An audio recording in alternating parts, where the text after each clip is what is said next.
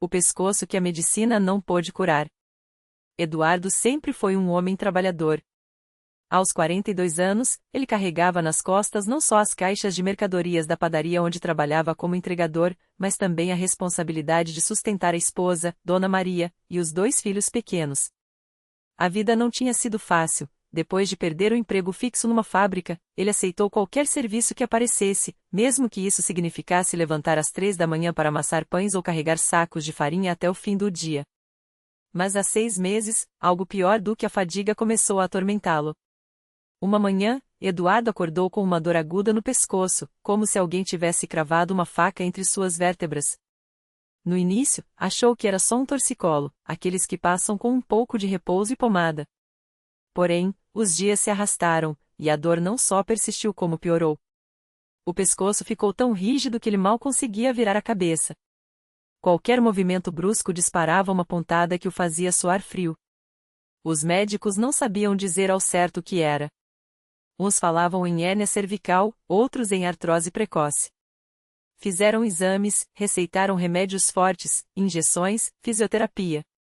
Nada adiantou. A dor era tão intensa que Eduardo começou a faltar no trabalho. Sem dinheiro para mais consultas, ele se viu encurralado, ou aguentava a dor ou perdia o emprego. E sem o emprego, como pagaria o aluguel? Como compraria comida para os filhos? Foi numa tarde de desespero, quando já pensava em vender os poucos móveis que tinha, que Dona Maria, sua esposa, chegou em casa com um convite inesperado. Eduardo, a vizinha, Dona Rosa, falou que na congregação cristã no Brasil eles oram pelos doentes. Ela disse que já viu gente sarar de coisa pior, contou Maria, segurando um panfleto simples, sem cores berrante, só com os dizeres: vem adorar a Deus em espírito e em verdade. Cultos aos domingos e quartas. Eduardo franziu a testa. Ele não era de frequentar igrejas. Uma vez, quando criança, uma tia o levou a um culto evangélico cheio de gritos e música alta, e isso o havia afastado para sempre. Mas a dor no pescoço o estava consumindo. E se não havia mais nada a perder? Se for só para orar, eu vou, murmurou, mais por cansaço do que por fé. No domingo seguinte, Eduardo entrou na pequena sala alugada onde a congregação cristã no Brasil se reunia. Não havia instrumentos musicais, nem palcos, nem telões. Só cadeiras enfileiradas, irmãos e irmãs vestidos com simplicidade, as mulheres com saias longas e cabelos presos, os homens de camisa social, alguns com paletó apesar do calor. O ambiente era sereno, quase solene. Um ancião, homem de cabelos grisalhos e voz calma, dirigia o culto. Não havia sermões longos nem discursos inflamados. Apenas leituras da Bíblia, hinos cantados à capela, vozes unidas em melodia pura, sem acompanhamento e orações. Eduardo se sentou no fundo, desconfortável, mas observando tudo. Quando chegou a hora dos testemunhos, alguns irmãos se levantaram. Um homem contou como havia sido libertado do vício do álcool depois de anos de sofrimento. Uma senhora idosa agradeceu por ter encontrado forças para perdoar uma filha que a havia abandonado. Eduardo sentia o coração apertado. Aquelas pessoas falavam com uma convicção que ele não entendia, mas que o comovia. Depois, veio o momento das orações pelos enfermos. O ancião pediu que quem precisasse de cura se levantasse. Eduardo hesitou. Não queria chamar atenção. Mas a dor latejava, insistente. Com dificuldade, ele se pôs de pé, sentindo os olhos de alguns sobre si. Irmão, qual é o seu nome? Perguntou o ancião, aproximando-se. Eduardo. O que você está sentindo, filho? Meu pescoço, há meses não consigo virar a cabeça. Os médicos não sabem o que é. Já tentei de tudo. O ancião colocou a mão em seu ombro e fechou os olhos. Irmãos, vamos orar por este nosso irmão. Senhor, tu és o médico dos médicos. Tocai neste servo teu e dai-lhe alívio. As vozes se uniram em súplica. Eduardo sentiu uma onda de calor percorrer seu corpo, como se algo invisível o envolvesse. As palavras da oração eram simples, sem teatralidade, mas carregadas de uma fé que ele nunca havia visto. Quando abriu os olhos, o ancião o olhou com seriedade. Você acredita que Jesus pode curá-lo? Eduardo engoliu em seco. A dor ainda estava lá, queimando. Mas alguma coisa dentro dele respondia sim, mesmo sem entender como. Acredito, sussurrou. O culto terminou com a Santa Ceia. Eduardo observou os irmãos partilhando o pão e o vinho com reverência, lembrando das palavras de Cristo. Quando saiu dali, ainda sentia o pescoço rígido, mas havia uma estranha paz em seu peito. Naquela noite, ao deitar, ele orou pela primeira vez em anos. Não com palavras bonitas, mas com o coração quebrado. Senhor, se o Senhor existe mesmo, me ajuda. Não aguento mais. Dormiu sem esperar nada. Quando acordou na manhã seguinte, o primeiro movimento foi instintivo, virou a cabeça para o lado, como sempre fazia ao ouvir o despertador. E então, não houve dor. Ele congelou. Lentamente, moveu o pescoço para a esquerda. Nada. Para a direita. Nada. Flexionou para frente, para trás. Nenhuma pontada, nenhum travamento. Era como se as semanas de agonia tivessem sido apagadas. Eduardo saltou da cama, assustando Dona Maria. Maria! Meu pescoço! Gritou, virando a cabeça em todas as direções, incrédulo. Ela levou as mãos à boca, os olhos cheios de lágrimas. Deus te curou, Eduardo. Deus te curou. Na quarta-feira seguinte, Eduardo estava de volta à congregação. Dessa vez, não no fundo, mas na frente, dando seu testemunho de pé, como faziam os outros. Sua voz tremia, mas as palavras saíam firmes. Eu vim aqui sem fé, só por desespero. Mas Deus me mostrou que Ele é real. Não sei explicar como, mas sei que fui curado. E não foi remédio, não foi médico. Foi a mão de Deus. Depois do culto, muitos irmãos se aproximaram para abraçá-lo. Um deles, um homem chamado João, que trabalhava numa oficina mecânica, ofereceu-lhe um emprego melhor, dizendo: Aqui a gente ajuda quem precisa, irmão. Deus abre portas. Eduardo aceitou. Não só o emprego, mas também o convite para ser batizado nas águas, selando sua decisão de seguir a Cristo. Anos depois, Eduardo ainda frequentava a congregação cristã no Brasil. Agora, era ele quem orava pelos enfermos, quem cantava os hinos com voz firme, quem partilhava o pão da ceia com gratidão. Sua vida não era fácil, ainda havia contas a pagar, filhos para criar, mas ele havia aprendido algo que nenhum médico poderia ensinar: a fé não tira as lutas da vida, mas dá força para enfrentá-las. E às vezes, quando menos esperamos, Deus faz o impossível. Porque na simplicidade daqueles cultos, onde não havia holofotes nem espetáculo, havia algo que o mundo não podia oferecer: a presença real de um Deus que ouve, que vê e que age. E isso, Eduardo sabia, era mais valioso que qualquer cura. Um dia, enquanto Eduardo ajudava a organizar as cadeiras da igreja após o culto, um jovem de uns 20 e poucos anos entrou com o rosto marcado pela preocupação.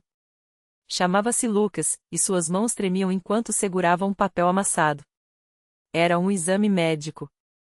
Sem dizer nada, ele estendeu o documento para Eduardo, que o abriu e leu em silêncio: suspeita de tumor maligno no cérebro. Urgente, novos exames e possível cirurgia. Eduardo sentiu o coração apertar, mas não deixou transparecer. Ele já tinha visto aquele mesmo desespero nos olhos de muitas pessoas que chegavam à igreja arrastando suas dores. Lembrou-se de si mesmo, anos antes, segurando aquele papel do INSS que parecia uma sentença. Respirou fundo e colocou a mão no ombro do rapaz. Vamos orar, meu irmão. Deus não mudou. O mesmo que me curou das costas vai te atender também. Lucas balançou a cabeça, incrédulo. Mas e se não der tempo? Os médicos disseram que pode ser rápido. Então a gente não perde tempo. Eduardo o levou até o altar, onde ainda havia algumas pessoas em oração. Sem hesitar, começou a clamar em voz alta, como tinha aprendido a fazer nos cultos da Universal: Senhor Jesus, o Senhor é o médico dos médicos. O Senhor criou esse jovem, e só o Senhor pode restaurá-lo. Não vamos aceitar essa palavra do inimigo. As pessoas ao redor se juntaram, levantando as mãos. Uma irmã mais velha, Dona Maria, que já tinha visto muitos milagres na igreja, se aproximou e colocou a mão na testa de Lucas, falando com autoridade: saia, doença, em nome de Jesus. Este corpo é templo do Espírito Santo. Lucas sentiu algo estranho, um calor intenso percorrendo a cabeça, como se uma corrente elétrica suave passasse por ele. As lágrimas começaram a cair, não de medo, mas de uma paz que ele não conseguia explicar. Quando abriu os olhos, Eduardo estava sorrindo. Agora você vai fazer o seguinte: volta pro médico, faz os exames de novo, e traz o resultado aqui. Mas já pode ir agradecendo, porque Deus já trabalhou. Lucas saiu da igreja com uma certeza que não tinha quando entrou. 3 dias depois, ele voltou correndo, com os exames nas mãos e o rosto iluminado. Não tem nada. Os médicos disseram que deve ter sido um erro no primeiro exame. Não tem tumor, não tem nada. A igreja inteira explodiu em louvor. Eduardo abraçou o rapaz, sentindo as lágrimas queimarem seus olhos. Mais uma vez, Deus tinha mostrado que onde a medicina diz não tem jeito, ele diz eu tenho caminho. E foi assim que Lucas também se batizou nas águas, e hoje é um dos obreiros que recebe as pessoas na porta da igreja, com um sorriso no rosto e uma história de fé para contar. Porque na Universal, os milagres não são apenas histórias do passado, são realidades que se repetem, vida após vida, para quem acredita.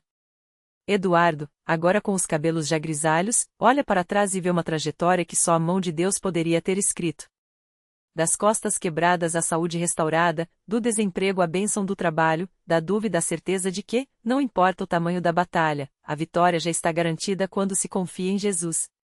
E toda vez que um novo irmão chega com um problema que parece sem solução, ele sorri e diz: eu já estive onde você está. Mas Deus é maior. E hoje, eu tô aqui para te dizer, a sua história também vai mudar. Era uma tarde de sábado quando Eduardo viu um jovem entrar na igreja com os olhos baixos e as mãos trêmulas. O rapaz, chamado Lucas, mal conseguia segurar o papel com o endereço da Universal que alguém lhe dera. Seu rosto estava marcado pela preocupação, e as roupas, apesar de limpas, mostravam o desgaste de quem lutava há muito tempo. Eduardo se aproximou com calma, como fazia com todos, e colocou a mão no ombro do jovem. Tudo bem, filho? Você parece carregando um peso muito grande. Lucas engoliu em seco antes de responder, como se as palavras custassem a sair. Eu não sei mais o que fazer, meu irmão. Minha mãe está muito doente. Os médicos disseram que não tem mais jeito. E eu não tenho nem como pagar as contas do hospital. Eduardo sentiu o coração apertar, mas também uma chama de fé acender dentro de si. Ele conhecia aquele desespero. Já tinha estado ali. Entre, Lucas. Sente aqui comigo um pouquinho. Dentro do templo, enquanto os hinos de adoração enchiam o ar, Eduardo contou sua própria história. Falou das costas quebradas, das noites sem dormir de dor, do dia em que quase desistiu. Mas também falou do momento em que, dentro daquele mesmo lugar, Deus o tocou e mudou tudo. Eu também achei que não tinha mais saída, disse Eduardo, olhando nos olhos do jovem. Mas Deus não desiste da gente. Ele só espera a gente dar um passo de fé. Lucas ouvia, mas a dúvida ainda brilhava em seu olhar. Mas e se for tarde demais? Eduardo sorriu, firme. Nunca é tarde para Deus. Você acredita nisso? O jovem hesitou, mas depois assentiu, mesmo que com pouca convicção. Então vamos orar agora. Não amanhã, não depois. Agora.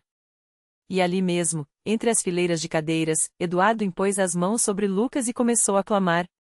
Não eram palavras bonitas ou ensaiadas, era um grito de fé, daqueles que só saem de quem já viu Deus agir. Outros irmãos se juntaram, e em pouco tempo, o altar estava cheio de pessoas intercedendo por aquela família. Enquanto oravam, Eduardo sentiu algo forte no espírito. Uma certeza que não vinha dele, mas de Deus. O Senhor está dizendo que sua mãe vai viver, declarou, sem titubear. E não só vai viver, como vai sair desse hospital mais forte do que nunca. Mas você tem que crer. Tem que segurar essa palavra e não soltar, não importa o que os médicos digam. Lucas saiu da igreja naquele dia com uma paz que não sentia há semanas. Não era que o problema tinha sumido, a conta do hospital ainda estava lá, a doença da mãe também. Mas agora ele tinha algo que não tinha antes, esperança. 3 dias depois, o telefone de Eduardo tocou. Era Lucas, a voz embargada. Meu irmão, é um milagre. Minha mãe acordou hoje de manhã, falando que sentiu uma mão quente no peito ontem à noite. Os médicos não explicam, mas ela está melhorando. E um homem que nem conheço pagou todas as contas do hospital. Ele só disse que Deus mandou. Eduardo fechou os olhos, agradecido. Eu não falei? Deus é fiel. No domingo seguinte, Lucas voltou à Universal, dessa vez com a mãe ao seu lado. A mulher, antes pálida e fraca, agora caminhava com suas próprias pernas, os olhos brilhando de gratidão. Quando subiram ao altar para dar o testemunho, não havia um olho seco na igreja. Eu vim aqui sem fé, só por desesperada, confessou a mãe de Lucas. Mas Deus me mostrou que Ele não olha para quem a gente é, mas para quem Ele é. E Ele é o Deus dos milagres. Eduardo, de pé ao lado deles, olhava para a multidão e via rostos que, como o de Lucas semanas antes, ainda carregavam dor, medo, dúvida. Mas também via algo mais, a semente da fé brotando, como brotou nele anos atrás. Porque na Universal, as histórias não terminam na dor. Elas se transformam em testemunhos. E cada testemunho se torna uma luz para quem ainda está no escuro, provando que, quando Deus entra na história de uma pessoa, nada, absolutamente nada, fica igual. Naquela mesma noite, enquanto a igreja ainda vibrava com o testemunho de Lucas, uma mulher chamada Marisa entrou pela porta dos fundos, arrastando os pés como se cada passo pesasse 1 tonelada. Seu rosto estava inchado de tanto chorar, as mãos trêmulas apertavam um papel amassado, o resultado do exame que confirmava o pior, câncer em estágio avançado. Os médicos tinham dado poucas semanas de vida. Ela não queria estar ali. Sua irmã, Cristiane, quase a arrastou para dentro, depois de meses ouvindo Marisa dizer que Deus não se importava com ela. Mas quando os louvores começaram e ela sentiu aquele calor estranho no peito, algo dentro dela começou a ceder. Era como se uma voz sussurrasse: fique. Só mais um pouco. Eduardo, que agora servia como obreiro, notou Marisa logo de cara. Reconheceu aquele olhar vazio, aquele desespero que já tinha visto no espelho anos antes. Sem dizer nada, aproximou-se e colocou a mão em seu ombro. Ela estremeceu, mas não se afastou. Você não está sozinha aqui, ele falou baixo, com uma firmeza que só quem já foi resgatado das trevas poderia ter. Deus está te esperando. Hoje. Marisa queria rir, dizer que era tarde demais, que os remédios não adiantavam mais, que a dor já estava espalhando pelo corpo como fogo. Mas as palavras não saíram. Em vez disso, um soluço abafado escapou, e ela deixou que Eduardo a levasse até a frente, onde o pastor já estava orando por outras pessoas. Quando o pastor impôs as mãos sobre sua cabeça, Marisa sentiu algo que não sentia há anos: paz. Não era ausência de dor, a dor ainda estava lá, mas era como se, de repente, ela não estivesse mais sozinha dentro dela. O pastor começou a declarar, com autoridade: em nome de Jesus, esta doença não tem poder aqui. O sangue de Cristo te purifica, te restaura. Câncer, sai agora deste corpo, porque Deus é o Senhor da tua vida. Marisa fechou os olhos e, pela primeira vez em meses, respirou fundo. Não foi instantâneo. Não foi como nos filmes. Mas algo mudou. Uma leveza tomou conta dela, como se um peso invisível tivesse sido tirado de suas costas. Quando abriu os olhos, as lágrimas escorriam, mas não eram mais de desespero. Eram de algo novo. Algo que parecia esperança. Nos dias seguintes, Marisa voltou à igreja todas as noites. Não por obrigação, mas porque era ali que sentia a vida de novo. A dor ainda vinha, mas agora ela orava. A fraqueza ainda a atingia, mas agora ela lia a Bíblia e encontrava forças em versículos que antes lhe pareciam vazios. Sua irmã, Cristiane, chorava toda vez que via a transformação. Marisa sorria mais, falava de Deus com uma naturalidade que assustava até ela mesma. 3 semanas depois, ela voltou ao médico para fechar o quadro, como dissera o oncologista. Os exames seriam só uma formalidade. Mas quando os resultados saíram, o médico ficou pálido. Não tem como, ele murmurava, olhando as imagens. Os tumores sumiram. Todos. Marisa não gritou. Não pulou. Ela simplesmente abaixou a cabeça e chorou, porque dessa vez eram lágrimas de gratidão pura. Deus não só a havia curado, ele a havia encontrado no fundo do poço e lhe dado uma nova história. Quando ela subiu ao altar para dar seu testemunho, Lucas e sua mãe estavam lá, na primeira fileira, sorrindo como se soubessem que aquele milagre era também deles. Porque na Universal, as vitórias não são individuais. Elas são sinais de que Deus está agindo, e cada cura, cada libertação, é um convite para que mais alguém acredite. Eu vim aqui para morrer, Marisa disse, segurando o exame limpo nas mãos. Mas Deus me mostrou que Ele não dá a última palavra para a doença, para o medo, nem para o desespero. A última palavra é dele. E a palavra dele é vida. A igreja explodiu em glórias. Alguém no fundo gritou, isso é coisa de Deus. E era. Porque quando a fé encontra o poder do Altíssimo, até o impossível se curva. Eduardo, de pé ao lado do pastor, olhou para a multidão e viu algo que nunca cansava de ver, rostos sendo iluminados pela certeza de que, se Deus fez por Lucas, se Deus fez por Marisa, Ele poderia fazer por eles também. Porque na Universal, os milagres não são exceção. São a prova de que, quando alguém se entrega de verdade, Deus escreve o final da história. E essa história, minha irmã, meu irmão, ainda está sendo escrita. Talvez a próxima página seja a sua. O milagre que não termina. Lucas, antes curvado pela dor, agora erguia os braços ao céu, os olhos brilhando não mais com lágrimas de sofrimento, mas de gratidão. O tumor que os médicos chamavam de inoperável havia desaparecido. Os exames, assinados pelo mesmo médico que o desenganara, agora testavam, sem vestígios de doença. Marisa, que por anos carregara a paralisia como uma sombra, dançava no altar, os pés leves sobre o chão que antes aprendeu. Eu ando. Eu corro. Jesus me libertou, gritava entre risos e lágrimas. Mas o maior milagre não estava só nos corpos curados. Estava no coração daqueles que, como Eduardo, entendiam, Deus não muda as circunstâncias apenas para nos impressionar, mas para nos transformar. A mulher que por anos orou pela filha rebelde agora a abraçava no culto, ambas chorando, não mais de desespero, mas de reconciliação.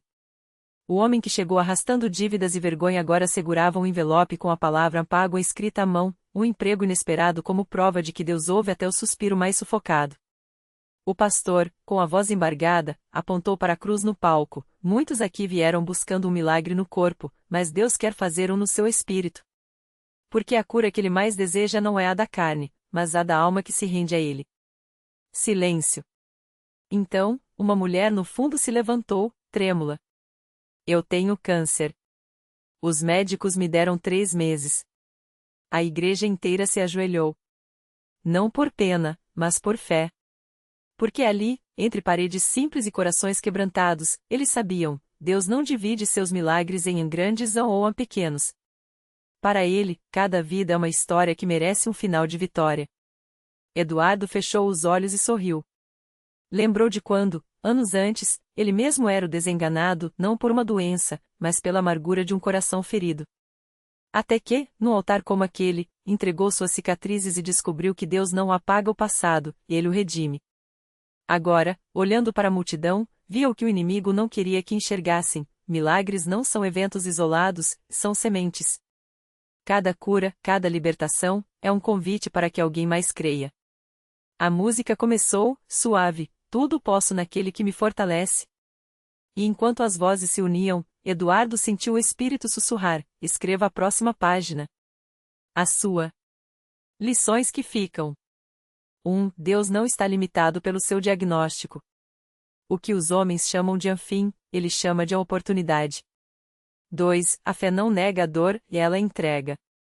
O milagre muitas vezes começa quando paramos de lutar sozinhos e deixamos Deus lutar por nós. 3. Sua história não terminou. Aquilo que hoje parece um para sempre, a doença, a falta, a solidão, pode ser um até aqui em de Deus amanhã. E se você está lendo isso hoje, saiba, a página em branco do seu milagre já tem um autor. Ele só espera que você estenda as mãos, sujas de luta, trêmulas de medo, mas abertas, e deixe-o escrever. Porque na Universal, nos altares do mundo, nos cantos esquecidos onde a fé resiste, Deus ainda move montanhas. E a próxima pode ser a sua.